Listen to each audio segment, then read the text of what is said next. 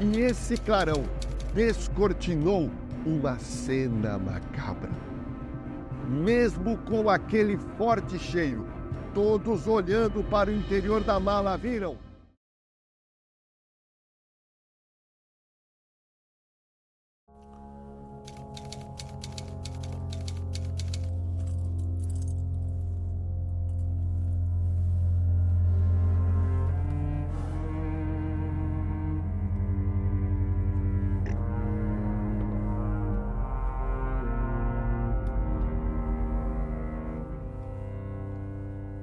– 1928, final da década de 20. Um crime abalou o estado de São Paulo, pois a perversidade na prática da morte de uma mulher chamou a atenção dos veículos de comunicação daquela oportunidade, que basicamente eram os jornais. A Polícia Civil estava desafiada para esclarecer aquela morte absurda.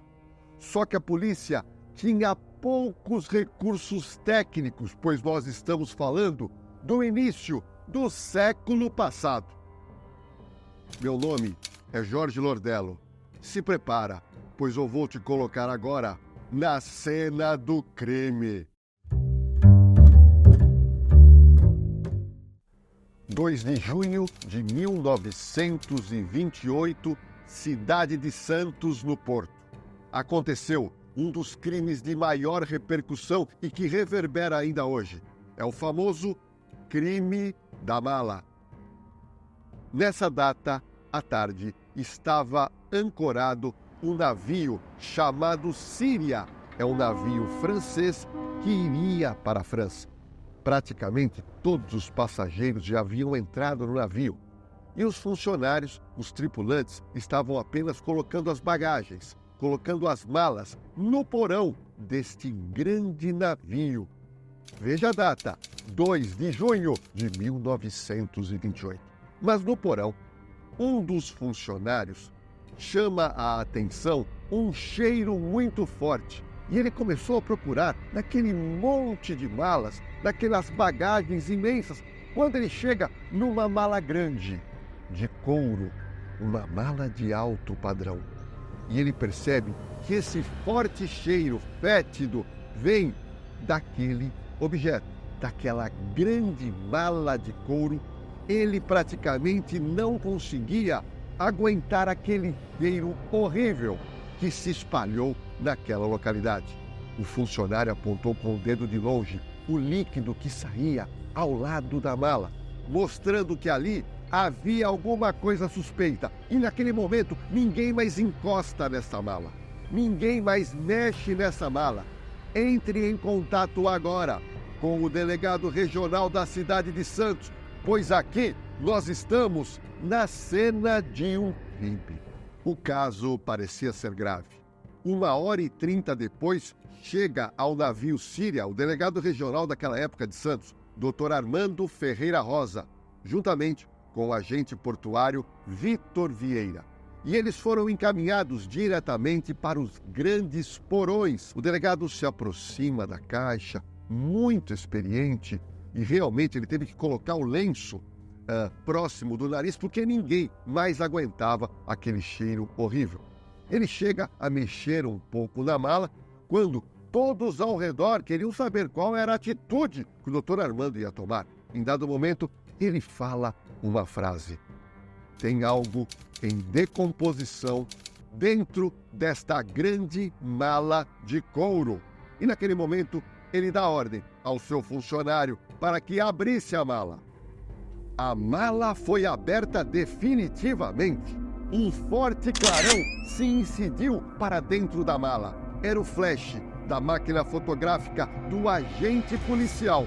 E esse clarão descortinou uma cena macabra. Mesmo com aquele forte cheiro, todos olhando para o interior da mala viram o corpo de uma mulher jovem, com as pernas seccionadas, ela toda arrumada dentro daquela grande mala de luxo. Só que outros detalhes dentro dessa mala chamou a atenção do delegado regional. O crime era mais grave do que todo mundo imaginava. O delegado regional, Dr. Armando Ferreira Rosa, começou a observar atentamente o que tinha em cada canto daquela mala. E ele viu que um pó de arroz foi espalhado em toda a localidade. E aquele pó de arroz, ele tinha o quê? Um cheiro aperfumado. Para quê? Porque a pessoa que matou essa moça sabia que em poucos dias ela passaria a estar cheirando muito mal. Outro detalhe que chamou a atenção é que a cabeça da vítima foi apoiada entre duas almofadas. Lateralmente da mala havia um vestido preto, um vestido de gala muito chique, que foi colocado ao lado do corpo despido, com as pernas seccionadas. E para complementar essa cena de horror, foi localizado também um chapéu muito parecido como esse, colocado ao lado, que provavelmente era o chapéu que essa moça usava naquela oportunidade. O delegado Armando perguntou ao comandante Paul que ele precisava de duas informações: quem havia despachado essa mala e para onde essa mala ia ser levada naquele navio que ia para a Europa. O comandante Paul disse que iria buscar essas informações com rapidez. E naquele momento, o delegado Armando solicita que os seus policiais retirassem o corpo da mala, pois o corpo teria que passar por uma autópsia. Só que, quando da retirada do corpo daquela mulher, algo foi encontrado no fundo da mala. O delegado Armando encontra um pequeno pedaço de papel. Era isso aqui, ó. Um bilhete ferroviário foi colocado no fundo da mala, com informações importantes. O delegado Armando, ao analisar o bilhete ferroviário, ele percebeu que o destino final do trem que trouxe a mala foi na rede ferroviária que chega a Santos e termina no bairro Valongo. Imediatamente, o delegado pega a viatura e vai para o destino final deste trem. E parte da equipe, juntamente com o corpo daquela jovem, foi encaminhado para o necrotério local para ser feita a perícia, para ser feita a autópsia. E quem estava de plantão naquela oportunidade era o médico Roberto Catunda, que realmente, inicialmente, ficou impressionado com o que ele tinha visto.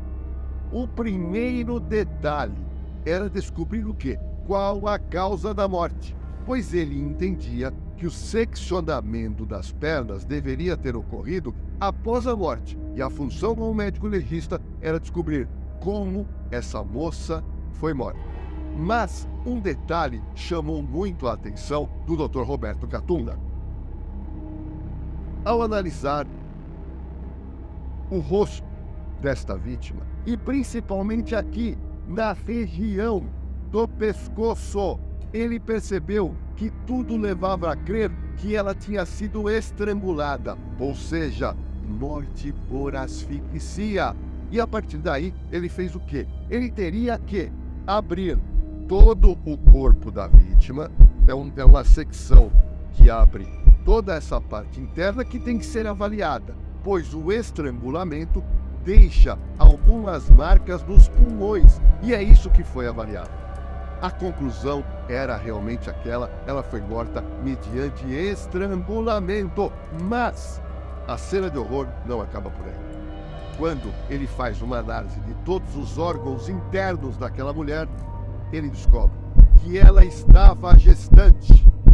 O feto de 6 meses era uma menina que também foi morta. E aí o investigador que estava ao lado falou: Dr. Roberto, então trata-se de duplo homicídio. No dia seguinte ao encontro do corpo dentro da mala, aquela fotografia que foi tirada quando o delegado Armando mandou abrir a mala, aquela foto caiu na mão da imprensa. E os jornais do Brasil estampavam o crime da mala.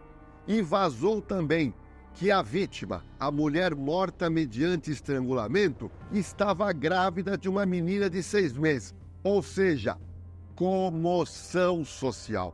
Eu entendo, como pesquisador criminal, que foi o primeiro caso brasileiro de grande repercussão e toda essa pressão da sociedade caía aonde? Nas costas do delegado Armando, que foi o responsável em inicialmente descobrir o corpo e agora estava a caminho da rede ferroviária tentando descobrir alguma pista que levasse ao autor ou à autora desse bárbaro crime. O delegado Armando, chegando na estação de Valongo, que é um bairro afastado de Santos, buscou reunir todos os funcionários. Comentou sobre a mala que foi trazida naquele determinado trem e aí um dos funcionários levantou a mão e disse: olha, eu realmente me recordo dessa mala, eu ajudei a carregar, era uma mala pesada. O delegado pergunta se ele sentiu algum cheiro, ele falou: não senti cheiro nenhum, mas a pergunta é essencial: quem estava em poder daquela mala? E ele disse o seguinte: olha, eu não tenho como dizer o nome que trouxe essa mala, mas trata-se de um homem de estatura média, branco, cabelos aloirados, falava italiano, vestido muito bem e um rapaz muito educado. Para terminar o seu testemunho ao delegado, ele comentou: olha, e tem um amigo meu que indicou para ele uma pensão, pois ele queria pousar pelo menos um dia aqui na cidade de Santos. Um outro funcionário da ferrovia disse que indicou para esse homem uma pensão no centro de Santos, chamado Pensão Roma. Imediatamente, o delegado Armando pega o endereço da pensão e corre para o local. O delegado Armando conta um pouco da história e diz que teria se hospedado naquela localidade um homem branco, estatura média, um homem magro, um homem que falava italiano, uma pessoa muito bem vestida e muito bem educada. Foi aí que a pessoa virou para ele e falou o seguinte: espera um pouquinho, de acordo com essas características, nós tivemos um hóspede sim. O funcionário da Pensão Roma pegou os assentamentos dos hóspedes e olhando, verificou: tá aqui, ó, essa pessoa que você procura chama-se Giuseppe Russo. E naquele momento, o delegado Armando pensou: acabo de esclarecer. Agora eu tenho o nome da pessoa. Preciso encontrar Giuseppe Russo, o italiano. Enquanto a investigação avançava na cidade de Santos, naquela semana, algo completamente inusitado aconteceu. Um homem, comerciante, estava no centro de São Paulo, tomando café, quando ele pega o jornal e ele vê estampado o crime da mala. E nessa estampa do jornal havia uma foto, que era a foto da mala que foi aberta. E quando ele olha para aquela mala, ele fala: espera um pouquinho, essa mala provavelmente foi vendida na minha loja de malas aqui no centro de São Paulo. O nome desse homem, proprietário da loja, Domingos Mossi. E aí, ele fica realmente perturbado.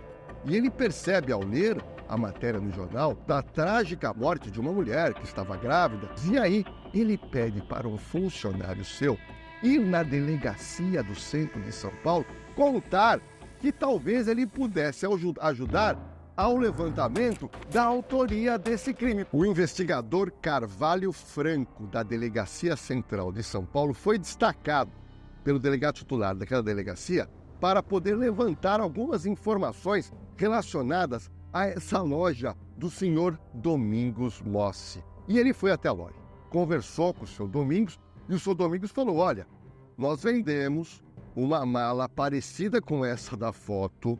Essa mala é uma mala muito cara, tá? Quem comprou com a gente aqui foi um italiano e ele pediu para que essa mala fosse entregue na rua Conceição, número 34, apartamento 5.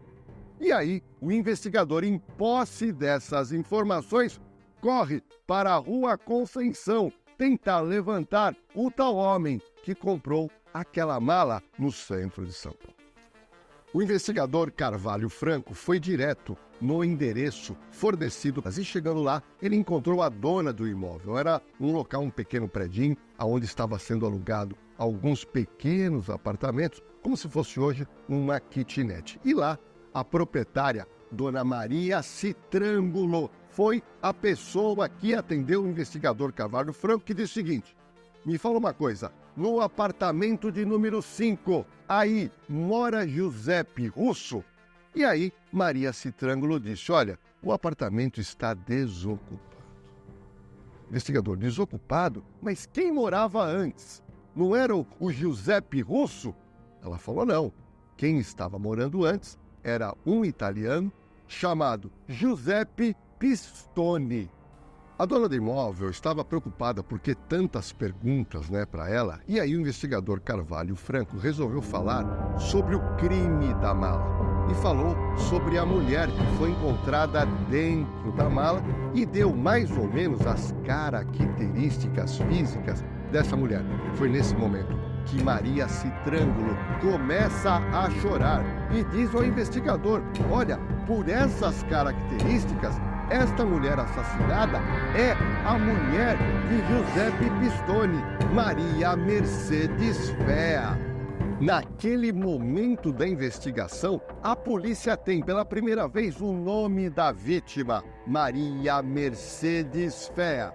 Mas Maria Citrângulo, dona daquela localidade, diz: espera um momentinho, eu posso ajudar com a polícia sim.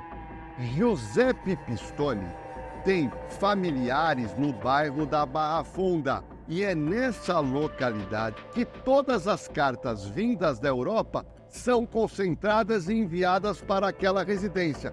Foi aí que o investigador Carvalho Franco pega o endereço certinho dessa localidade no bairro da Barra Funda e segue para continuar a investigação.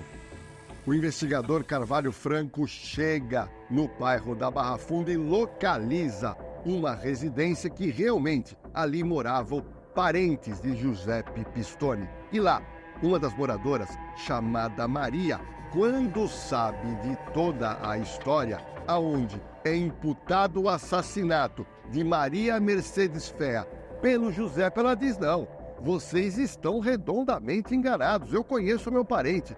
Esse homem é um trabalhador apaixonado pela Maria Fea. E aí começa uma certa discussão entre as partes, mas o investigador revelou que as provas levavam em direção a Giuseppe Pistone. Foi nesse momento que Maria aceita colaborar com a Polícia Civil daquela oportunidade, dizendo o seguinte: olha, Giuseppe Pistone não está morando aqui. Ele está morando numa pensão aqui perto, chamado de Pensão Graço. A polícia não teve dúvida. Colocou Maria dentro da viatura e rumaram para a tal pensão. E chegando lá, entraram com Maria, começaram a conversar com outras pessoas, os investigadores atentos a tudo, quando em dado momento um carro para muito próximo dali. E quando desce um homem, Maria diz: é ele, meu primo, Giuseppe Pistone. E naquele momento, ele era detido e identificado pela primeira vez. Giuseppe Pistone foi detido, algemado, colocado na viatura e levado para a Delegacia Central de São Paulo, onde seria interrogado por um delegado de polícia. Giuseppe Pistone em nenhum momento nega a autoria do crime, muito pelo contrário, ele confessa. Ele se diz traumatizado, ele se diz extremamente arrependido, ele alega violenta emoção e disse também que ele tinha em mente que ele ia se jogar no rio Tietê para ter a sua morte. E aí o delegado pede para que ele conte o que aconteceu.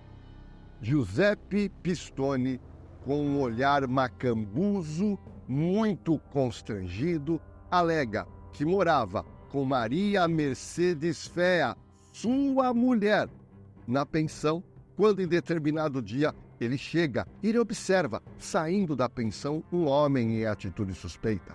Chegando no apartamento, quando ele abre a porta, ele encontra Maria Mercedes Fea, com cabelo molhado, seminua, e, sendo incisivo com ela, se aquele homem havia estado no apartamento, Maria Féa teria dito: me perdoe, eu estava te traindo com esse homem.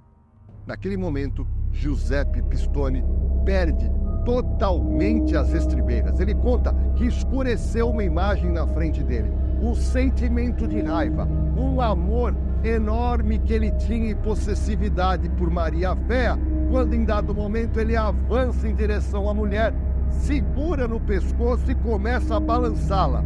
Ele percebe que ela desfalece, cai na cama, ele fica olhando com os olhos estalados quando ele percebe que tinha feito a maior burrada da vida dele, matando a mulher que amava.